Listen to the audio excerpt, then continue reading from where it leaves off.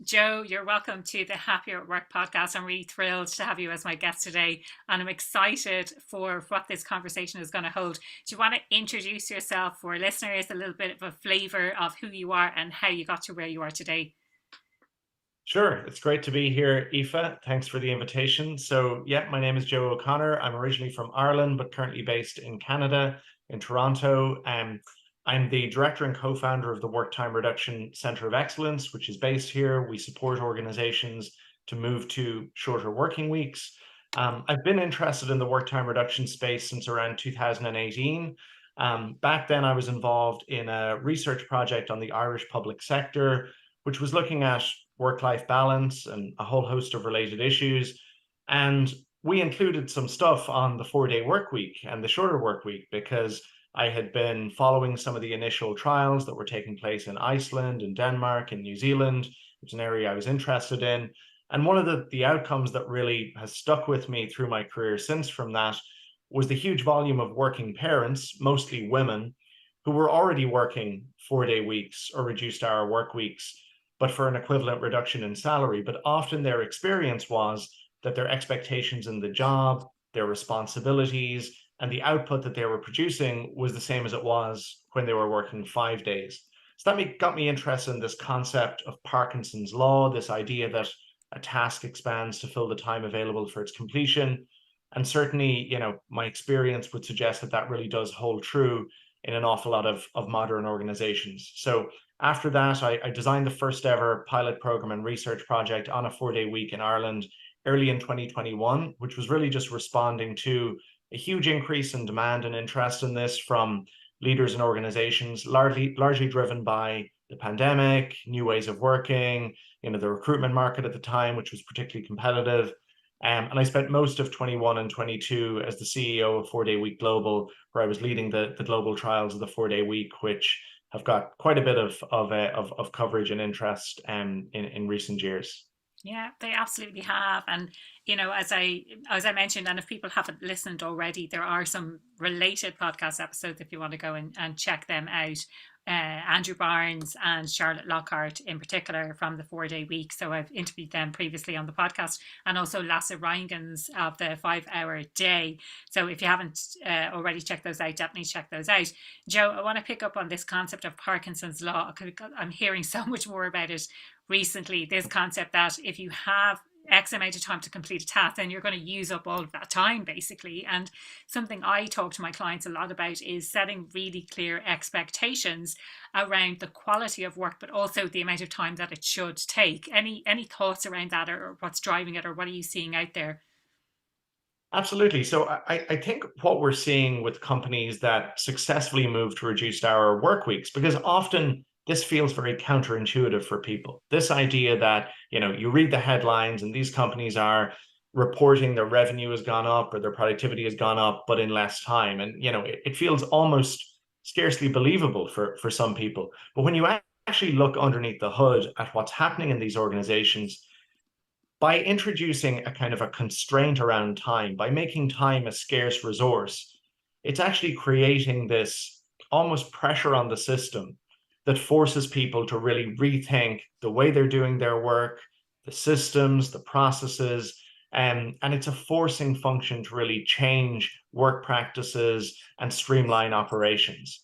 And I think, almost the idea of the shorter work week is almost the inverse of Parkinson's law. It's the idea that if you actually, create that constraint, one of the big things that I've heard from a lot of leaders that have done this and done it successfully, it's almost that the shorter working week hasn't necessarily solved all their problems. It's surfaced a lot of their problems. A lot of the little quiet, unspoken frustrations that people have been forced up to the surface. A lot of the maybe the risks or the weaknesses within their systems and processes have bubbled up, and that's as a result of kind of creating that positive tension within an organization where you give people this incentive of, if you can get the work done in less time, then you get this really life-changing, transformative, incredible benefit at the end of it.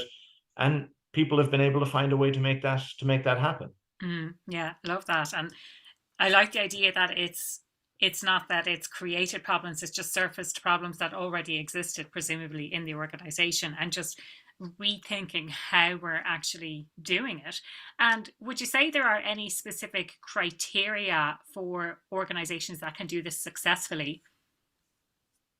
I would say the criteria are probably more based around culture and more based around their options than they are about size or about industry. We've certainly seen for smaller businesses, there are certain things that are easier for them when it comes to adopting shorter work weeks, tends to be much less, functional complexity in terms of lots of different teams and departments, different locations doing different kinds of work, tends to be less decision-making bureaucracy. So often once the CEO or the owner or the founder is bought into this, they can happen pretty quickly.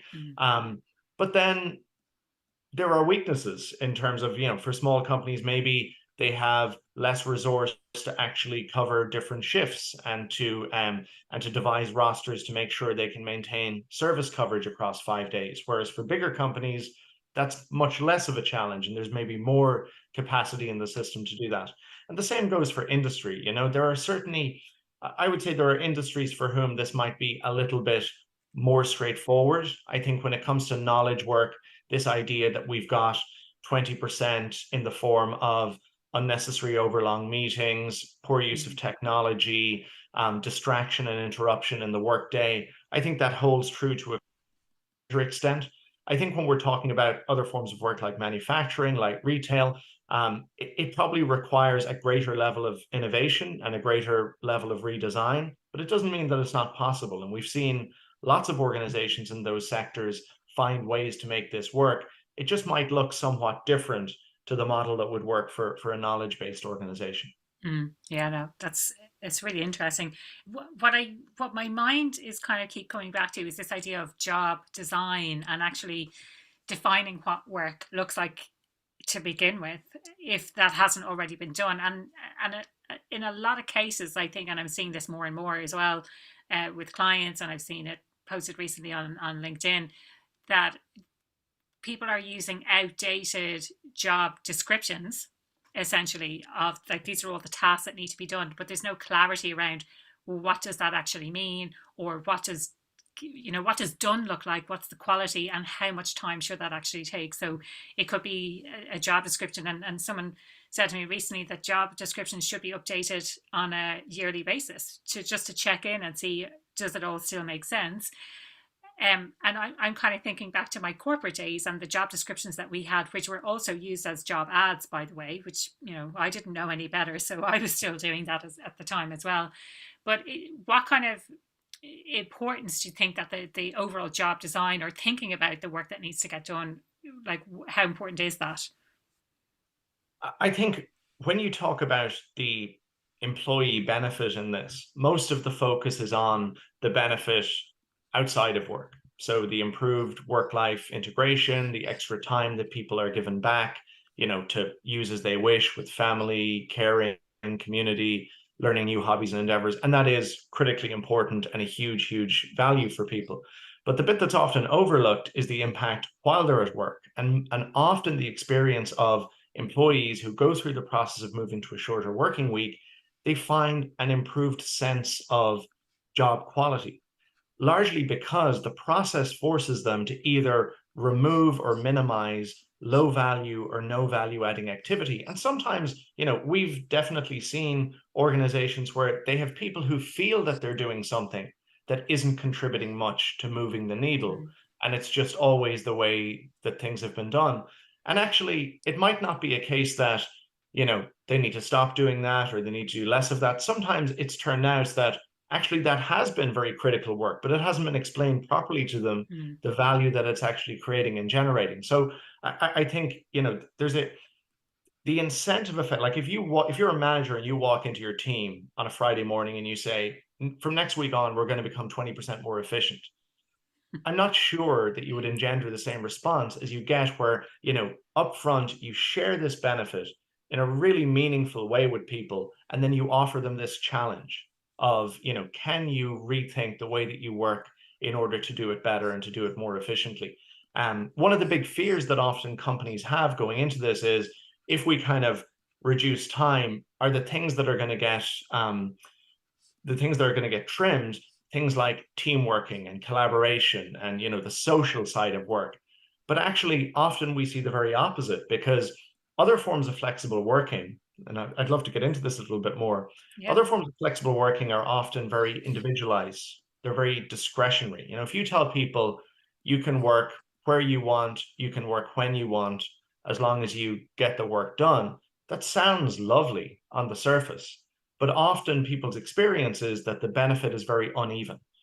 Whether you can actually gain the benefit from that might depend on how your manager interprets the policy, the dynamics within your team, career progression dynamics, gender. I think with the shorter work week, the benefit is so universal and so evenly and fairly distributed that you get a collective response. You don't get an individual response. No one person can change the way their team meets. No one person can change the way their team communicates. So because of the collective nature of this, even though people are, working together less from a time perspective, we often see this experience that actually the sense of collaboration and team working improves. Yeah, I hadn't really thought of it that way. Um, I'd love to come back to this idea then that it's about challenging, rethinking the way we work. So maybe it's not up to managers and leaders to decide what needs to get done, but they form part of explaining what the key priorities, and I think it's really important to understand what the priorities are in the organization, but that the individual kind of takes responsibility for their own work and cutting out the extra stuff that they feel doesn't really need to be done. Would that be the case? Yeah, I think you've nailed it with that description. The way we talk about it is leaders need to set the direction of travel. They need to have very, very clearly communicated, well understood success metrics, because the absolute worst thing you can do is test something like this and you end up abandoning it and Yeah. saying it's a failure and people don't know why or how it's failed. Mm. So I think that's a key role for leaders, but the most detail-oriented CEO in the world does not know the day-to-day intricacies of each of their employees' jobs well enough to tell them how they need to redesign it. So, that's why I mentioned earlier that really the determinant as to whether you're going to be successful for this is much more about culture than the type of organization you are or the size of organization you are, because it works best in organizations that have this bottom-up decision-making process rather than command and control. Organizations that already have a strong sense of trust, of partnership, of collective responsibility. Because, if you try to do something like this purely for the potential branding benefits or as a recruitment or retention tool, but, it's being built on shaky foundations of fundamental culture issues, Mm. people will often respond to this not with super engagement, but with actually fear and skepticism of why you're doing it, how you're doing it. Is this going to mean that we're going to have to work harder, longer, faster, more intensively? Whereas actually, if you look at the success stories, often the success is built not on organizational speed up, but as you mentioned earlier, on organizational redesign. Yeah, yeah, yeah. Brilliant. And I think sometimes people confuse the 4 day week, generally speaking, as working your normal 37 and a half, 40 hours over 4 days. But actually what you're talking about, and exactly as the you describe in your company, is work time reduction. So it's about actually reducing the time by finding efficiencies, by cutting out the things that we don't need, by understanding that idea of Parkinson's law, that if you give people 2 hours to do something and it should only really take half an hour, then you're trimming that hour and a half out of their working week, whatever it Sure. might be. Systematizing things, automating AI, I think is really going to benefit in a lot of different areas like this. I love the idea that it's about culture. And one thing again that kind of sprung to mind when you were talking about that is, and a well-known organization that I won't mention today, but they normally give 10% of their working week to people. And someone was telling me the story of how they joined this organization. And when they joined, they're like, oh, they were afraid to ask, I think, for the first few months in case, they're like, I didn't just join because of that, but I don't want to ask. So eventually, when it came around to time, they felt comfortable enough asking about, well, how about this, this time when we can work on our own projects, our own passion projects. And they were told, oh yeah, that's called Saturday. so they've built up this reputation and this idea that it's, come and work here because the culture is so great and you get time to work on things that really matter to you. And we give you this additional time then to work on your kind of passion areas, if you like, for want of a better word. And when they got in there, then actually that turned out to be a kind of a myth. Like, it's something that they put out there to the market, and it just sprang to mind of this, whether it's culture washing or greenwashing or whatever it might be, the way that organizations present themselves from a branding perspective and the reality of what it's like to actually work in that organization can at times be very different. Yeah, and we see this with unlimited paid time off here in North America. It's more common here, but in most organizations who I've seen it work in some smaller organizations where managers can kind of carefully monitor and manage it. And I've seen it work in larger organizations where it's complementing a whole suite of other flexibility policies. But often this idea of offering unlimited holidays in practice, when you actually drill down into who's using it, how much of it are they using, it's built on pretty shaky foundations, Right. So I definitely think that the collectivism and the universality of the shorter working week, is a huge virtue of the process. And just on the point you made earlier about compressed versus reduced, Mm. I've seen some organizations, mostly in areas like manufacturing, areas like hospitality, where actually the physical presence and availability of the employee is very closely linked to the value that they're delivering. I've Yeah. seen some scenarios like that where moving to, 4 10-hour days, for example, is broadly beneficial for the organization and for its people. My view is that in knowledge work, that is not a progressive approach. Mm. I think if you look at the research around this, the idea that someone's ninth or 10th hour in a creative or knowledge-based role on a Wednesday Mm. is going to be as productive or more productive than their first or second hour used to be on a Friday, I think is probably, a myth. And I also think that in terms of burnout, I'm not persuaded that 4 10-hour days, is an improved well-being position versus 5 8-hour days in Mm. those kinds of jobs. So and the other thing is, from an organizational perspective, you are losing the incentive effect. You are losing the kind of forcing function of, creating that scarce resource around the hours in the week and forcing people to rethink and relook at their work week differently. If you're just kind of moving around the deck chairs on the Titanic and restructuring the same number of hours, you're probably not going to have that same effect. This is it. This is it. I'd love to pick up on the point on unlimited time off, because I always thought, wow, what a fantastic benefit. And you can take as many holidays as you want. But I think, to your point, you didn't kind of go into too much detail on it, but it could be the case that people are not actually utilizing it, or it's the high performers want to be seen as the high performers, they're not taking advantage of it.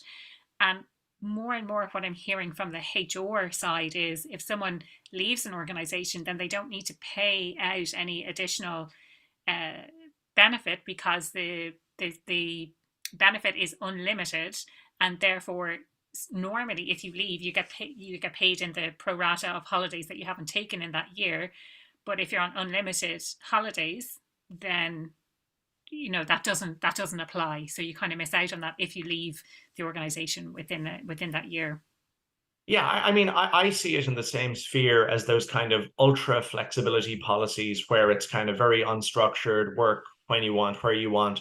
I see it in the same sphere as that, in that, it can be hugely dependent on the culture of your team, the way your team is managed. It can depend on how junior you are in the organization. As I said, dynamics around career progression, gender, the type of person you are.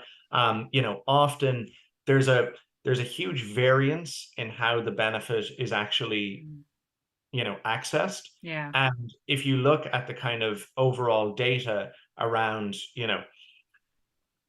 has this actually had a downward or upward pressure on the amount of time off people are taking? Often on average, it's a downward. Maybe some Yeah. people are taking more. Mm. There's some really interesting work by Professor Hee-Jung Chung out of the University of Kent, flexibility paradox, which kind of touches on this, where, often policies which are flexibility on the face of it, once you actually dig a little bit deeper, it's actually not playing out like that in practice. And I think from an organizational perspective, you can create infrastructure that provides a benefit to employees in a very fair way, but also get the benefit of, creating this really sharp focus on the way people are working. I don't think you get that if you say you can kind of go on holidays whenever you want. Where's the incentive to kind of change structurally the way you operate there? Yeah, yeah, yeah.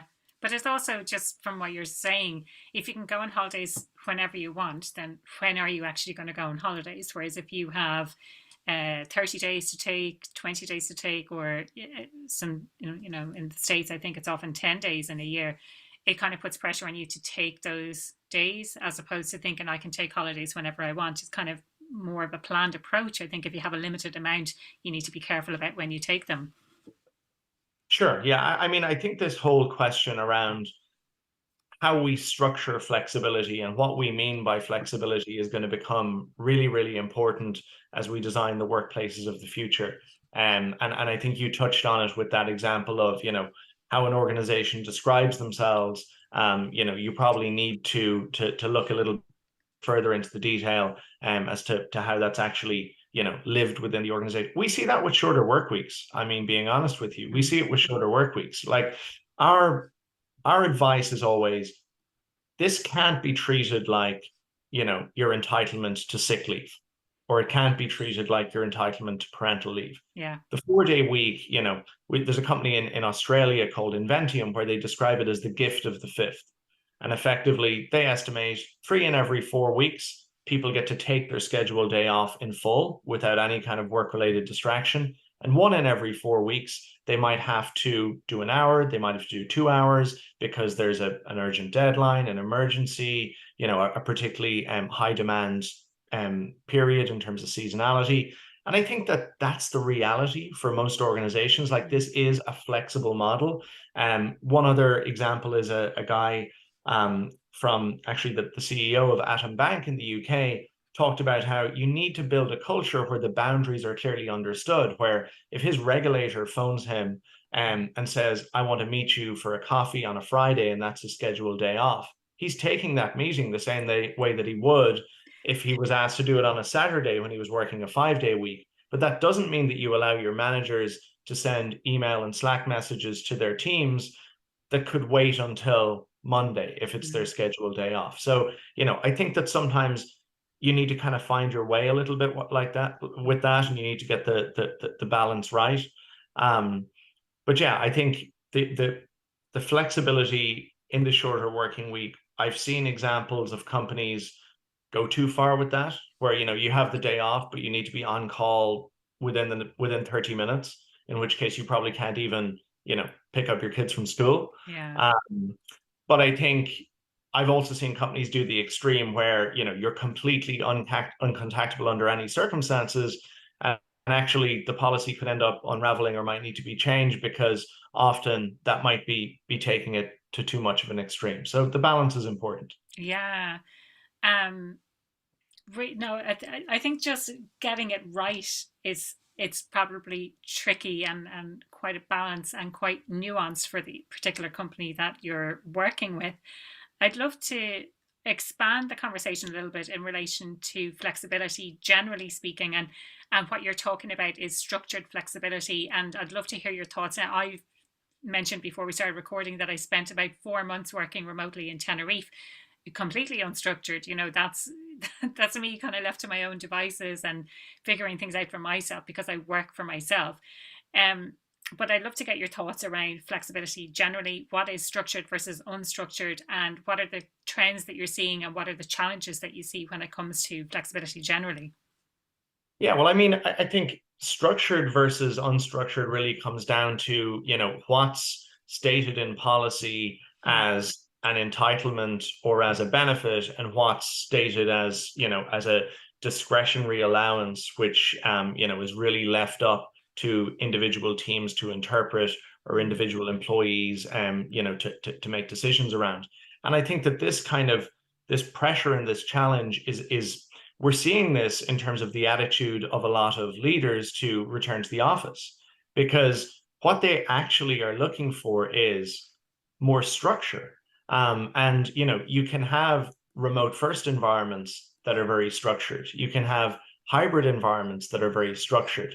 But I think, often this is a failing of systems and processes. This is a scenario whereby, they're effectively saying, unless we have people in front of us, we don't feel we can create a structure where people can thrive and be productive. And I think a lot of the draw towards, hybrid, 2 days in, 2 days out, is, placing structure around something that, these organizations have effectively failed to do when people have been fully remote. I don't think that that's a kind of a, I don't think that that's a damning indictment of the concept of remote work, because it is, absolutely clear that you can create remote work environments which have very clear, targets, which have very clear systems and processes, which have a really strong collaboration at their core. But some organizations have not succeeded in terms of putting that in place, and they're reverting back to what they know. Yeah. I'd love to pick up on that point in a second, but I want to come back to this idea of the kind of the forced return to office and having those systems and processes in place. And something that occurred to me as you were talking is this: prior to the pandemic, it could be the case that they didn't have those necessary systems and processes in place to get really good, productive work done. Working in that remote environment threw up these issues to the fore.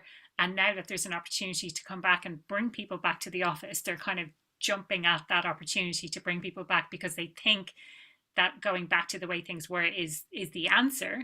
But it's not necessarily the answer. What this has done is exposed, as you said earlier, the failure of the systems and processes that they have to begin with. And now is really the time to rethink how we work, how we design work, and what work means and how work gets done.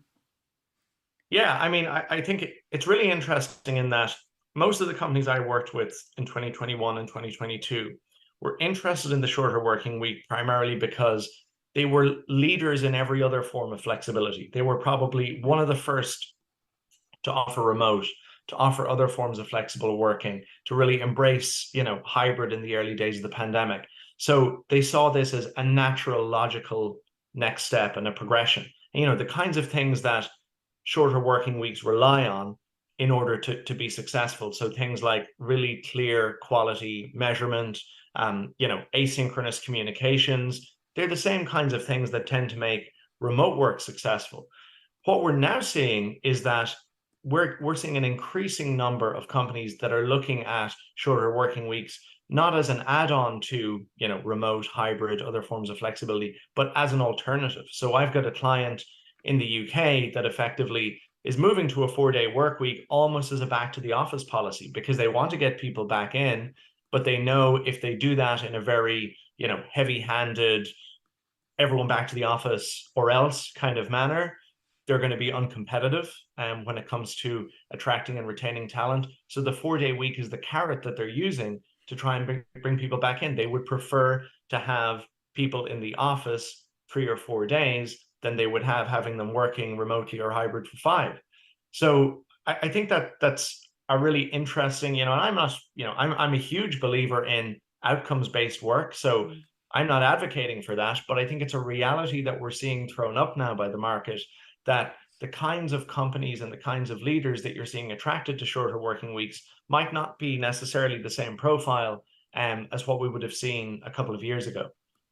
That's really interesting that they're kind of, I love your description of it. They're using it as a carrot as opposed to a stick as well, but getting people,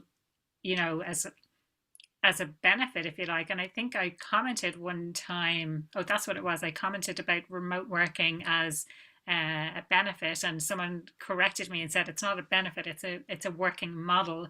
It's a type of model that you're using to run the business, essentially, rather than it being a perk that you give to employees as a way to incentivize them to do something. So the same probably applies in this situation. It's more of a working model, but they're using this as if it's an incentive for employees to have an extra day off, and to have them working in the office 4 days a week.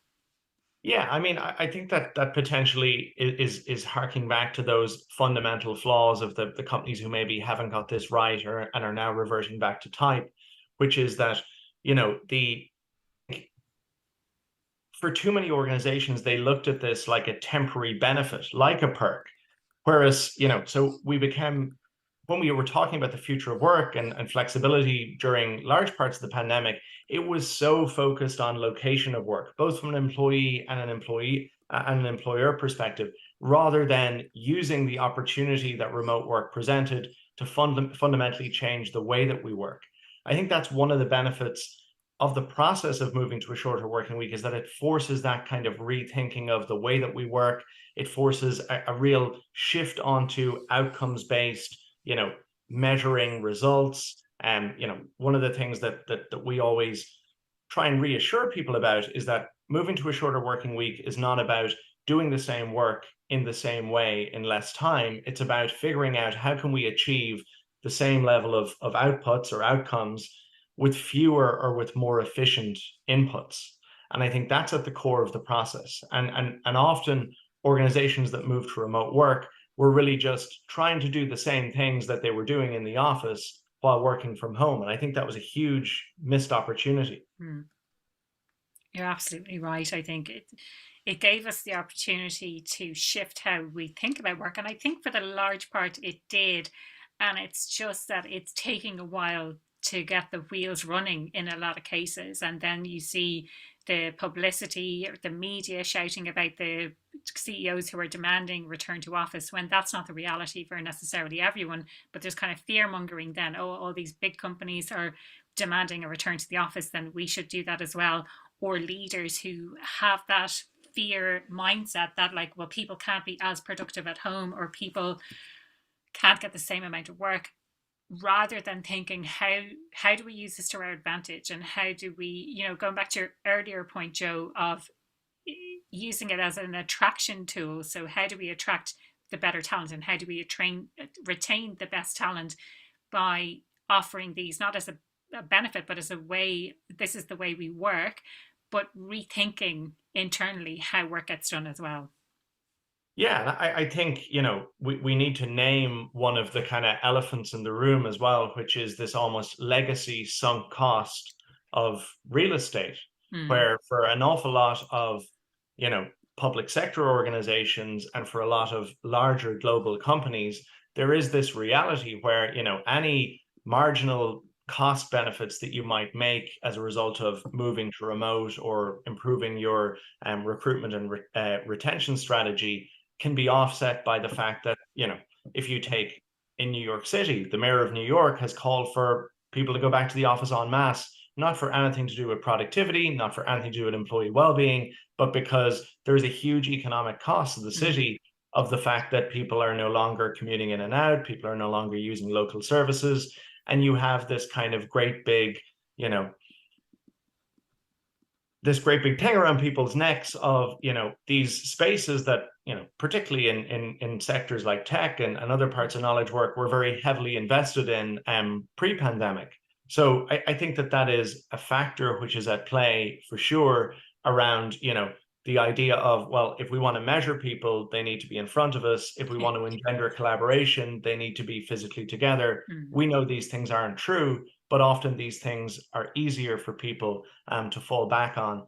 And you're right, the pendulum has swung a little bit back in the other direction in terms of the economy, the recruitment market, the media coverage around this, and it's presented an opportunity, to revert to type, and to take that, I would say probably easier option Yeah. in a lot of cases. Yeah, yeah, yeah.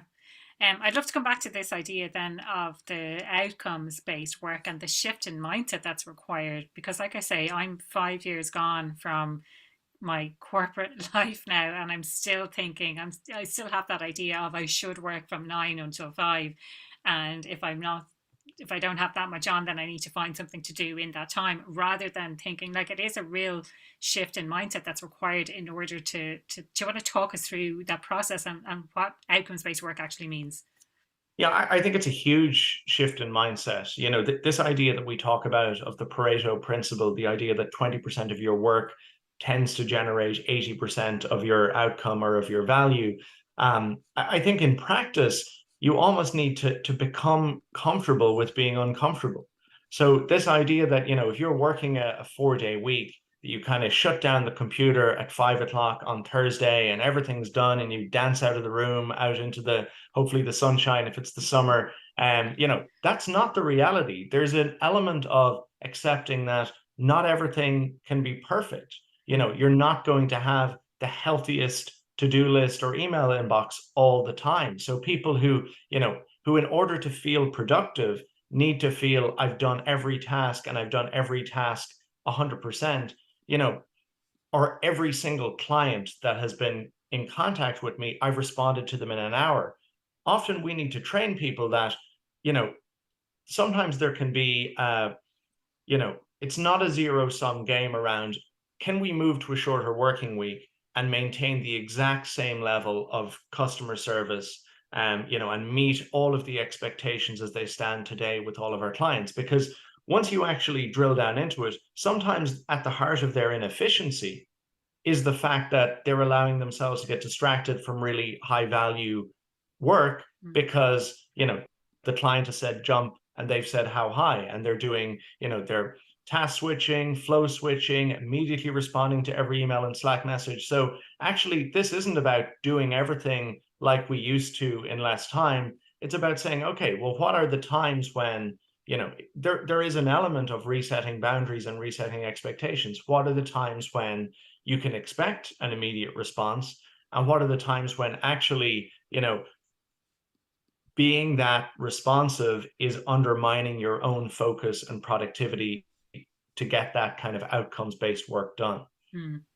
Yeah, that's a really good point, actually. And especially when it comes to clients, and I've come from a agency background where we're dealing with clients all the time, and I'm seeing a real shift towards, in those kind of agency based relationships, more towards partnerships. And I know certainly when I was working in agencies, it was very much command and control, like, this is what we want, without any much thought, even though what they're paying in agency fees was much higher than what they would be paying for someone quite junior on the team to be doing that work themselves. So they were kind of getting us to do the donkey work, for want of a better word, without much thought for anything else that was kind of required. So it's really interesting, because we do tend to have this mentality, especially in client service work, where if someone asks for something, it needs to be done kind of immediately. But I love this thought that it's about, as you said, resetting boundaries and resetting expectations, and having communication policies in place where it's like, don't expect. And something I've done with my emails is I've put my out of office message on. So for anyone who emails me, I try and manage expectations and say I check my emails twice a day, and don't expect an immediate response. And I'm thinking, I haven't done it yet, of writing a blog post about, like, why it's important to have those types of boundaries, and why it's better if people don't have their emails constantly open all the time. I don't tend to use Slack, so that's not an issue, but I can understand in a work context, if people are constantly getting messages popping up on their screen saying you need to look at this. And I was reading something there the other week about how long it takes to get back into a task if you've been distracted from doing it. And it's 27 minutes it takes you to get back into the flow of doing what it was that you were doing. So I like to try and put boundaries and protect my time when I'm doing that deep work that needs to be done. I mean, on one hand, and you mentioned AI earlier, on one hand, as a practitioner in this space, I'm obviously very excited about the developments in AI, because lots of companies I've worked with who have moved to shorter work weeks have automated certain tasks, have used technology to streamline certain administrative processes as part of their move to reduced hours. And that was 2 or 3 years ago. And the scope now, with ChatGPT, AutoGPT, and the new technologies and tools that are coming on stream, it seems almost every week, the scope for that kind of efficiency to be found is so much greater. But on the flip side, I would say I've more examples of companies using less technology rather than more to make a shorter working week work. So actually using their existing technology more mindfully can go a whole way in kind of finding that, you know, unlocked potential and unlocked capacity within their organization. One really common misstep we see organizations make in the early stages of planning a move to a shorter work week is they take all of the inefficiency that's currently, you know, sitting in their meetings. So they take all of these kind of unnecessary meetings, meetings that go on too long, meetings that are badly planned.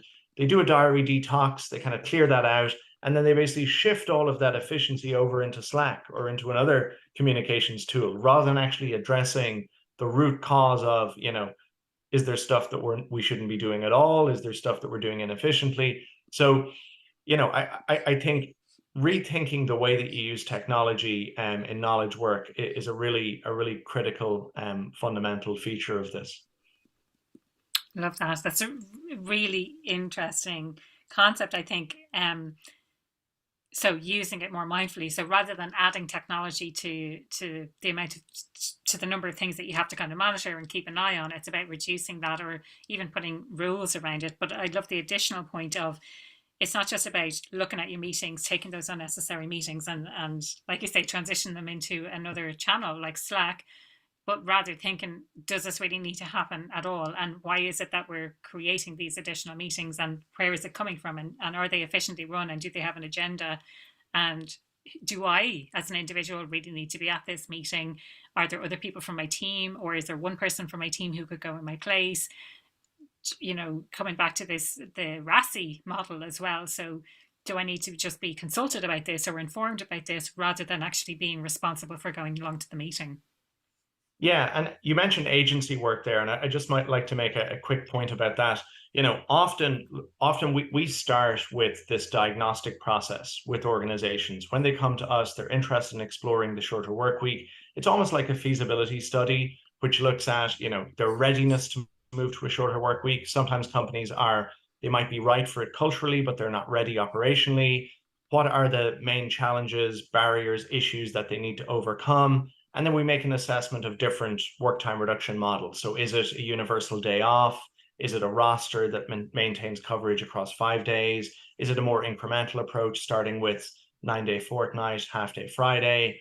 But when we get to the end of that process, if the issues are operational, I'm generally much happier because there are very few scenarios where with the right commitment to operational excellence that you can't overcome those kinds of hurdles. They tend to be much easier and much quicker to address than cultural barriers. And I think agency work and law are two areas where I think, you know, it's knowledge work at the end of the day. There is no reason operationally why those industries can't become more efficient and produce the same outcomes in less time. Often the challenges are very much based around tradition and based around set. And you know, you mentioned the kind of hustle culture, the, you know, the client jumps how high, that's very prevalent in a lot of agencies. And I think the same goes with law firms. You know, there's a real culture around, you know, not just busyness, but there's there can be sometimes a crossover between professional and personal identity in terms of the way people regard themselves. So that can often be a big challenge to overcome. But that said, these are also industries that really struggle at times with retention, really struggle with unsustainable workloads, really struggle with burnout. And therefore, I think the opportunity to do things differently in those industries, you know, is very much there. Definitely, I see the opportunity. I suppose that for me, the challenge for, say, law and accountancy firms in particular is the billing.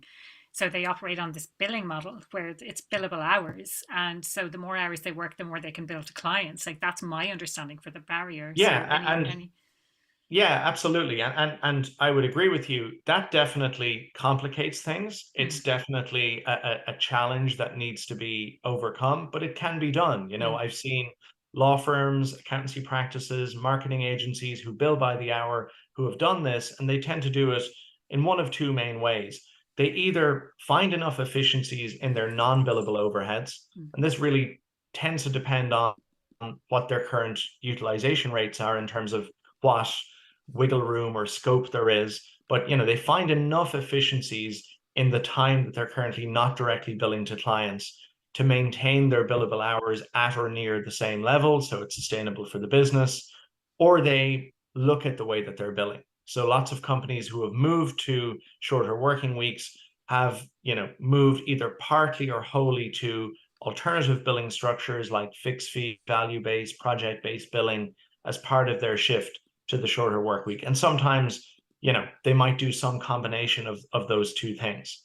So, and I think more and more law firms and marketing agencies and progressive leaders are looking at the billable hour as being, the cause of rather than the solution to a lot of problems that they're encountering. Yeah. And I think that, a fundamental reset and a rethink of that is probably overdue too. Yeah, no, I absolutely love that because it ties in very nicely, I think, with reduced hours in general. I think if you work on a billable hours model, then it's in your interest to work more hours. And my frame of reference for this, let's say, is I'm thinking back to The Firm, the movie with Tom Cruise and Gene Hackman. It's quite old, showing my age here now. But I've seen it. It is that case of they're all about the billable hours. And I think in the end, no spoiler, or should I say no spoilers? Yes, there is a big spoiler here. It's about they get them in the end on the billable hours because they're billing more hours than there are actually in the day for the number of people who work in the organization or whatever it was. But it's in your interest, I think, if you have billable hours to work more hours on that client so you can bill more. Whereas if you would do it by quality or by project base or thinking of alternative ways to bill clients, then it serves best for everyone, I think. Yeah, and I mean, for most of us that have dealt with marketing agencies and law firms, whether it's in our professional lives or our personal lives, often what you're interested in is the quality. What you're interested in is the value of what they're delivering. How much closer are they getting me to resolving my case? How much closer are they getting me to achieving my marketing objectives? So I think that detachment has already happened in the mind of the client. So why not take it a step further and actually, translate that to we're delivering a certain value. This is the value of that project, which I think allows then you to create an environment which probably gives you a better chance to not burn your people out and to hang on to them. Absolutely, absolutely. You won't get any arguments from me around that. Joe, the question I ask everyone who comes on the podcast: what does being happier at work mean to you? I think this is probably a boring kind of wonky answer, but I would say when I think about the times at work where I've been at my happiest and the times of work where I've been at my unhappiest, it tends to come back to control. If I feel like I don't have control over, the work that I'm doing, if things are kind of spiraling, if my to-do list is kind of getting, getting endless, and if I feel like there's a detachment between my purpose and the kind of work that I'm doing. So, if I'm really focused and day to day, I know, okay, I'm doing this because it's driving towards this objective that I'm trying to meet. That tends to be a time when I'm very satisfied in my work. Whereas if you've got kind of shifting priorities, which are, unclear, and you're almost on that wave, where you're just firefighting, reacting, that tends to be a time where I'm kind of unhappy. So I think a lot of it comes back to control, having control over the work that you're doing, why you're doing it, and where you're trying to get to.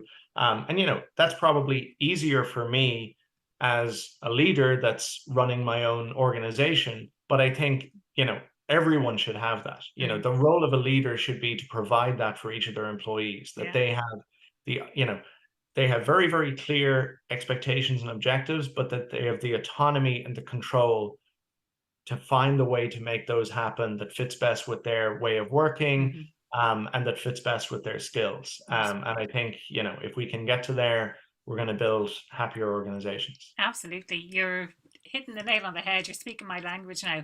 Autonomy is a huge part of that, it forms a huge part of the work that I do. It's one of our basic psychological needs. So feeling this sense of choice and control over what you do and how you do it. And it ties into everything that we've been talking about today, I think, in relation to reduced working hours. So thank you. We appreciate you sharing that. If people would like to connect with you, what's the best way they can do that? So our website is worktimereduction.com. We're on LinkedIn at Worktime Reduction Center of Excellence.